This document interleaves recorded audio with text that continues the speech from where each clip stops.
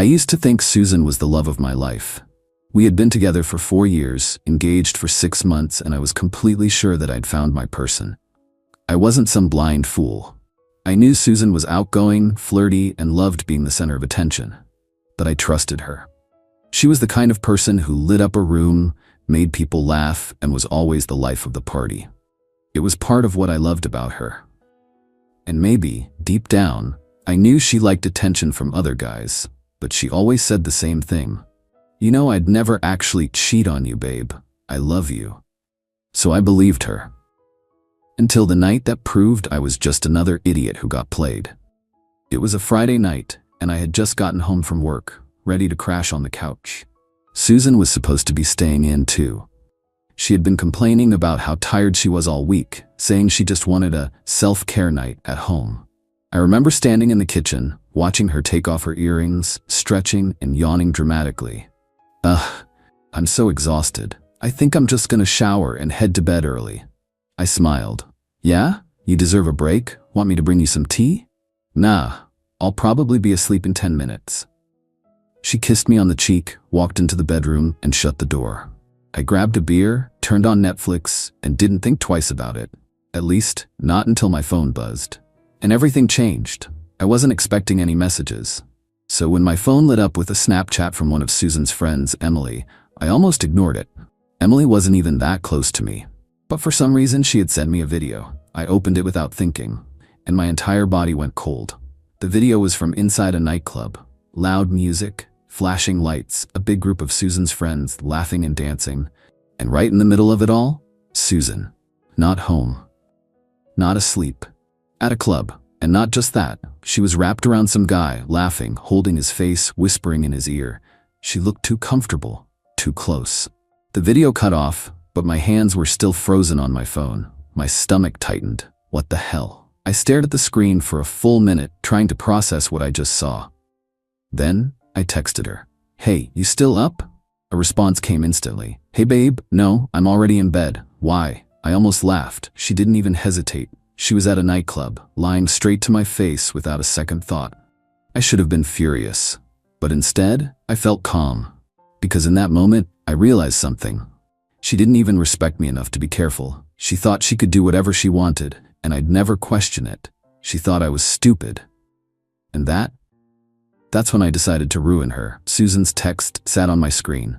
Hey babe, no, I'm already in bed. Why? She had no hesitation, no guilt, no second thought. She just lied. Like it was nothing. And that's when I realized this wasn't an accident. This wasn't a one-time slip-up. Susan had done this before.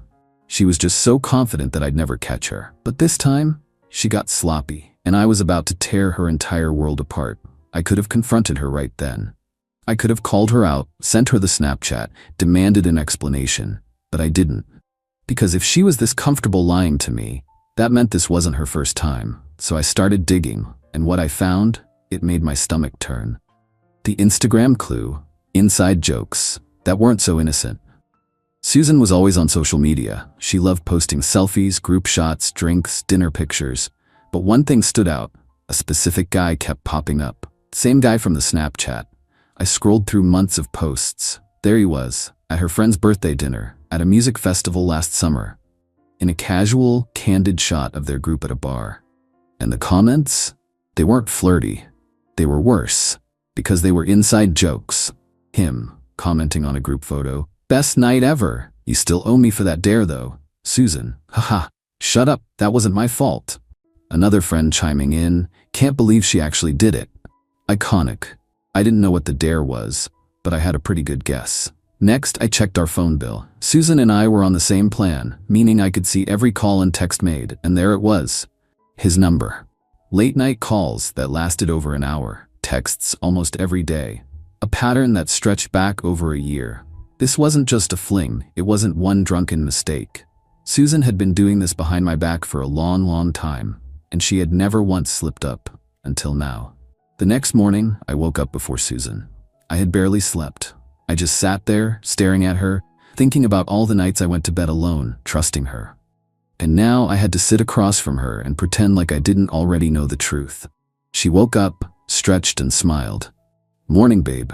I swallowed down the anger in my throat. Hey, sleep well? She nodded, rubbing her eyes. Yeah, I was out like a light.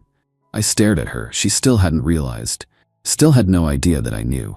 I grabbed my phone, scrolled for a second, then casually asked, Hey, weren't you supposed to stay in last night? Her expression didn't even change. Yeah, I did. Just went to bed early. No hesitation. She didn't even flinch. That's when I pulled up my screen and showed her the Snapchat. Susan's face went pale. For a split second, I saw real fear. Then, she recovered.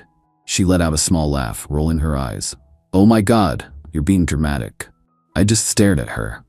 Dramatic? Suze was a game, Rob. We were playing dares. It wasn't serious. My blood boiled. A game? A game? I clenched my jaw. So lying to my face was part of the game too? She sighed, rubbing her temples. You're making this into a bigger deal than it is. I didn't sleep with anyone. We were just having fun. I was so disgusted I couldn't even speak. She wasn't even sorry. She was just annoyed that I found out. And in that moment, I knew exactly what I had to do. I could have argued. I could have screamed at her. But that's exactly what she wanted. She wanted me to fight, to get angry, to make this about my emotions instead of her actions. So I did the opposite. I took a deep breath, nodded, and acted like I accepted her excuse. You're right, I overreacted. She blinked. Wait, what? It was just a game, right? No big deal. I saw her relax. She bought it. She actually thought I was going to let it go. And that's when I made my real decision. I wasn't just going to leave her. I was going to humiliate her. I was going to make sure everyone knew exactly who she was. And when I was done, Susan was going to wake up in a nightmare she couldn't escape. Yusun thought she had dodged a bullet. She really believed I had bought her excuse. She didn't apologize. She didn't feel guilty. She just brushed it off like it was nothing. And that's what made my revenge so much sweeter. Because while she was texting her friends, laughing, going about her day like nothing happened, I was setting up the most brutal humiliation of her life. Susan and I had a big wedding planned. It wasn't just a small ceremony, this was a full-on event. Over 100 guests, venue already booked, dress bought, catering paid for, her entire family, all her friends, co-workers, my family, everyone was invited. And the easiest way to keep everyone updated? A wedding group chat. We had created it months ago. All our guests were in it. And now, it was going to be the stage for Susan's downfall. I spent the whole day acting normal. I still texted her sweet messages. I still smiled when she talked about wedding plans. I still pretended like nothing had changed. Susan had no clue what was coming. And then, the night before my revenge, I added a few extra people to the group chat. Her parents, my parents, some of her coworkers, even her boss. And at exactly 7 a.m. the next morning, while Susan was still asleep in bed next to me, I pressed send. The message was short, simple, and absolutely devastating. Wedding canceled. Cheater alert.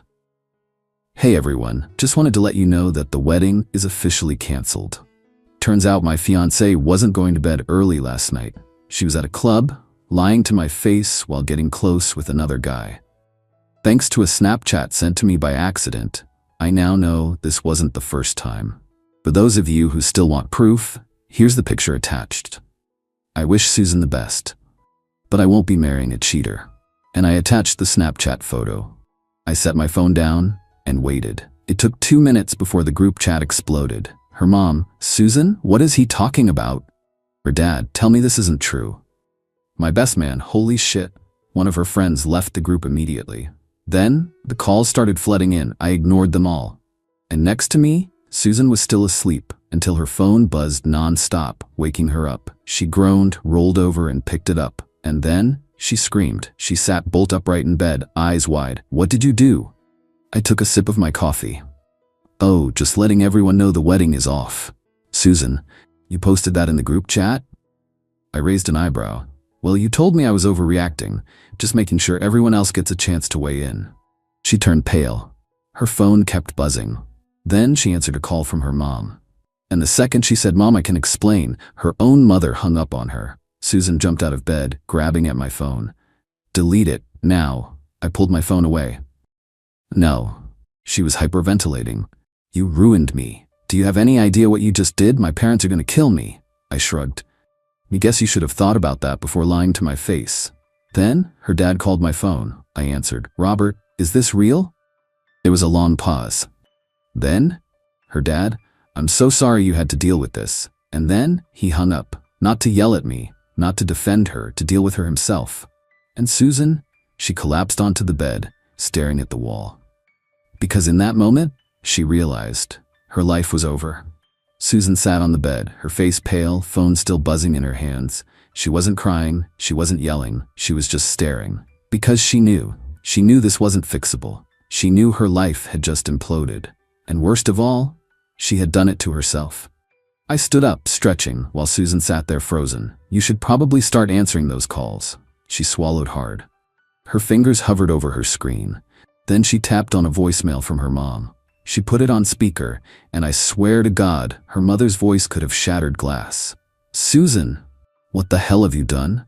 Robert called off the wedding? Over this? Tell me this is some mistake. Your father is furious.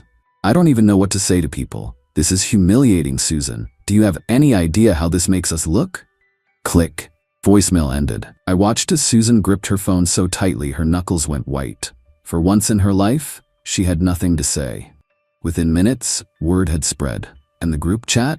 That was just the beginning. By the time I checked my phone again, half our mutual friends had texted me. Some were shocked, some were disgusted. Some already knew but were too scared to tell me. And Susan? She was getting destroyed. I opened Facebook, and sure enough, someone had screenshotted my message and posted it. The caption? "Imagine ruining your whole wedding for a random dude at a club. Wild." The comments? Brutal. Did she think he wouldn't find out? This is secondhand embarrassing. Prayers for Susan's parents. She went from engaged to a public joke in less than an hour, and I had never felt lighter. Susan finally snapped out of her shock. She jumped up, grabbing my arm. "Okay, Robert, you made your point. You got your little revenge, but can we fix this?" I turned to her. "Fix what exactly?" She waved her hands wildly. "The wedding, the group chat, the post. You have to tell people it was just a misunderstanding." I actually laughed. "A misunderstanding? You lied to my face while you were at a club with another guy. What exactly did I misunderstand?" She exhaled sharply, frustrated. "Rob, people are overreacting. We can talk this through." "Oh, now you want to talk things through?" She froze, because she knew exactly what I was talking about. When I confronted her yesterday, she had shrugged it off. She called me overly sensitive. She acted like I was the problem. But now that she was the one suffering, now suddenly she wanted to talk. I shook my head. "Susan, I don't think about you at all." And then, I grabbed my keys and walked out. I moved out the same day. I took what was mine and left her to deal with the wreckage she created. And Susan? She lost everything. Her parents cut her off. Half her friends stopped talking to her. Her boss found out and gave her the cold shoulder. The wedding venue wouldn't refund the deposit. And since my name was on the lease for our apartment, she had 30 days to move out. She went from planning a dream wedding to having no fiancé, no home, and no way to spin the situation. One night, about a week later, my phone buzzed. A text from Susan. "I messed up. I miss you. Can we talk?" I read it, sat with it for a moment, then I deleted it. And that was the last time I ever thought about her.